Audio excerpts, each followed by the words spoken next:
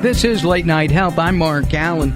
During our next hour, we will be spending some time talking about the Mediterranean diet, the Mediterranean way of eating. That'll happen during hour 2. If you don't get hour 2, check us out at latenighthealth.com and you'll be able to find us or listen to us on latenighthealth.com. All right, we're going to spend some time with our friend Dr. Tony O'Donnell. Dr. Tony is well known. He is on TV all the time. He's on radio all the time. He has his own radio show. He's been doing things for at least 25 years. I checked because I did a radio show with Dr. Tony 25 years ago. And it's we've been trying to get him on the show for a couple of months, and we finally cornered him. Tony, welcome to Late Night Health. Thank you, Mark. It's nice to be with you. Finally, it's been a long time. It has been a long time. You haven't aged at all. Oh, bless you. All those superfoods That's you're what eating. radio does for you. Yes, Yeah. It doesn't age you, right? Yeah, you look great. Oh, thank you. I have to show you my latest video. Well, that's another story. I'll do need that. to see it. I want to see it. All right, next week. Here we go. Donald Trump has been talking about other Republican candidates, and we are not a political show. We're only a health show. But I looked at Donald the other day, and I thought, his comb-over is not very appealing. It doesn't look good. And when we were talking, you said he also has a big belly and that he should take care of himself better. So let's start with the hair. I mean, I could think of surgical hair replacement. I can think of a wig, which to me, anything would be better than what he's got now. He's never going to wear a wig. You know that. He's Of course too not. egotistical. Of course not. And if he used a comb on his hair, it would all come out, then he would be bald. Well, yeah. And my other question about doing something, the hair replacement surgery's got to hurt. Forget the cost, forget anything else. I mean, he could afford it, but it would hurt, and he would be down for at least, 2 months? Something like that? He could lose the GOP nomination if he was getting a hair transplant. Yeah, exactly. He'd be out too long. Can we help Donald? Can we help the Trump grow hair naturally? Absolutely. We can help tons of people, thousands of people all across the country, and we do that on a daily basis. Mark, one of the things that stops hair growth is a brutal little hormone called DHT. You see a lot of people sell products to try and alleviate the DHT, and the DHT is a hormone that actually stops the follicles from releasing the vital nutrients that are needed in the hair shaft itself, and as a result, it blocks the hair growth, and you get bald and you lose your hair and you start thinning like the Donald. I mean, he does not look good. He dresses well, I think. He loves to wear his red tie. Yes, but, I do too. He doesn't look well, and his hair is a complete mess, and he needs to do something about it because he will be bald sooner rather than later. So I actually have a couple of Donald Trump dress shirts. You do? I do, but I bought them at a discount because $70 for a dress shirt is just too much, but that's another story.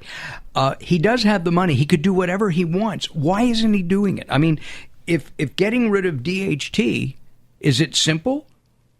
It's difficult, actually. It happens there are men and indeed women who go bald at a very young age, and there are herbal remedies. There is some medication that people can take which stops this hormone that blocks hair growth in the shaft of the hair.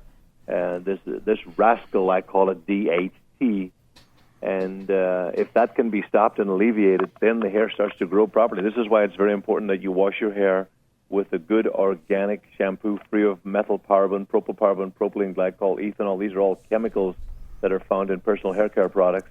It's also sodium lauryl sulfate is used to remove grease from garage floors. I know exactly. So I think he might be using too many chemicals on his hair. I don't know, but he definitely has an issue. And of course, his weight is an issue, as indeed some of the other candidates as well. They're just simply not taking care of themselves. And I can't imagine what would happen if the Donald was in the White House or any of them were in the White House. Take a look at Barack Obama. He's aged dramatically since going into the White House, though he's kept his weight down, and I believe he has given up cigarettes, and I believe he jogs a little bit, as indeed George Bush, when he was in office, George Bush Jr., he was a runner, and then he had to give it up due to problems with his knees. So we know that nutrition plays a crucial role in overall health, but particularly protein is crucial. They did some studies, Mark, at UCLA, David Geffen School of Medicine. They took women 65 and older and men 55 and older, and they found that the men and women who took in the most amount of protein lived longer, had better self-esteem, better hair, yes, better hair, better skin, better nails, because protein is a crucial element as it relates to hair growth. And without it, you have little or no hair. You have thinning, brittle nails, you have thinning hair, you have a weak immune system, and you have poor bone metabolism, poor bone growth. So that you can be subject to osteoporosis? Well, absolutely. The root cause of most diseases in America are systemic toxins and poor dietary choices, too many acid-forming foods, and men and women who eat a lot of acid-forming foods, whether it's ding-dongs, donuts, big gulps, French fries, soda pop, pizza, Pepsi, Prozac. Sugar, yes, the magic word, sugar. These things cause, Mark, a cascade of problems, particularly the depletion of the hair follicle and excessive DHT production. And this can be alleviated very quickly if one would follow a superfood diet and clean up their liver, clean up their endocrine system, clean up their lymphatic system. And I think the Donald eats out, I think, way too much, dines excessively, as most celebrity, whether it's politicians or movie stars or entertainment people. Entertainment corporate executives tend to eat a lot of heavy-laden, carb-rich, sugar-filled foods, desserts, and beers, and whatever else goes with that, including medication to sleep and digestive aids, particularly medication. These things all block and cause the blood to be dirty, not to be pure, not to flow effectively or efficiently, and as a result, it's almost impossible to grow your hair as a result. You know, when you used a word. I'm sorry, Tony. You used a word. You said cascade, and I was thinking, you like that word. I like that word, and the reason I do is I saw in my mind the hair commercials. Okay, especially for women's hair care products, shampoos and colorings and things like that, and they always shoot it, and you see the shine on the hair and how thick and how luxurious, and it cascades, over the shoulders of the models being shown. I have thick hair. I personally have thick hair. We're not going to talk about the color, but we are going to talk about, having thick hair.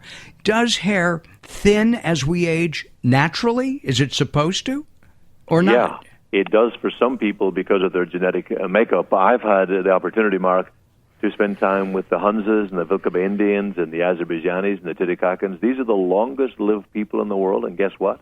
They have tremendous libido, and they have the most amazing hair. Men, women, and children all seem to have a significant amount of hair, and they don't seem to lose their hair, and thinning is not a problem. And one of the reasons why it's been traced to not only genetics, but also genealogy, and also the culture in which they live in. There's less stress. There's more B vitamins. They live off the land because we know the further away we get from the land, the sicker we become, and the closer we stay to the land, the healthier we become. We now have to deal with genetically modified food, and the soil is rich in the rainforest, lots of minerals. Minerals are crucial, as many doctors will tell you, particularly holistic doctors. Minerals are crucial in the fight against degenerative disease, and degenerative disease is hair loss. Of course it is. In looking at men today, a lot of men who start losing their hair shave their head. It's sexy for a lot. Yes, they think bald is sexy. To me, it ain't. But, is being bald sexy? I think when Kojak Televisualis was on television, women really liked it way back then. I'm not so sure that it's so sexy nowadays. I know Montel Williams shaved his head on television, the talk show host. Right. And a lot of women, he's a good-looking guy, so if you're good-looking, you shave your head, you might get away with it. But I think women in general feel a little insecure being with a man or going out with a man who's bald. And then there's others that fall in love and get married and have children, and it doesn't bother them. But for some men, they feel that it's masculine. It reminds them of Roman times when Roman leaders would shave their heads and look very manly and very masculine. And there's a statement to be made. I guess so. I just, and instead of taking an approach of I'm going to grow my hair back or stop the loss of hair, I'm just going to shave it off and forget about it. I mean, it could be easier to take care of. I can see that. Exactly. I have a colleague of mine. He's a chiropractic physician in Orange County, an amazing human being, a great doctor, and he shaved his head, and he thinks it's sexy. Mind you, he had his hair, but it began to fall out, and whether it's stress or whether it's genetics, we know genetics, Mark, play a huge role. I should rephrase that, plays a significant role in whether you have long, strong, healthy hair to the end of life. And, when we look at other cultures, they seem to have remarkable hair, but they live differently. In cultures where there's little or no stress and where there's not a lot of processed food or saturated fat or, as you mentioned, Mark, that word sugar, they don't eat a lot of sugar because sugar really weakens the immune system. And anytime you have a weakened immune system, you have thinning, balding hair.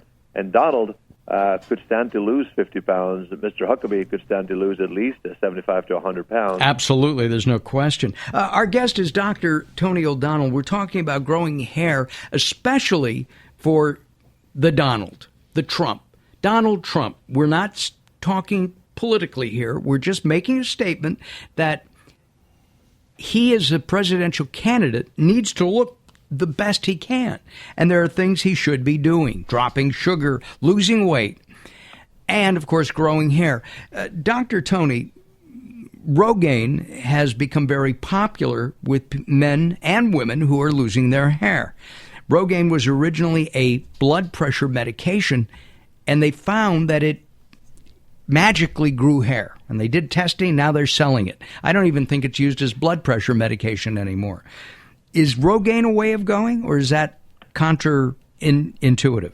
Yeah, interesting. I had a colleague when I was going through grad school, and he was 26, 27 years old, football player, looks like the Tom Brady, and he was losing his hair, and it became a huge concern for him, and he started taking Rogaine, and he said he started to get a lot of headaches. There are significant side effects, and this is not just me saying anything against Rogaine, because I have nothing against the company, know nothing really about it other than it's been advertised. We're going to take a time out.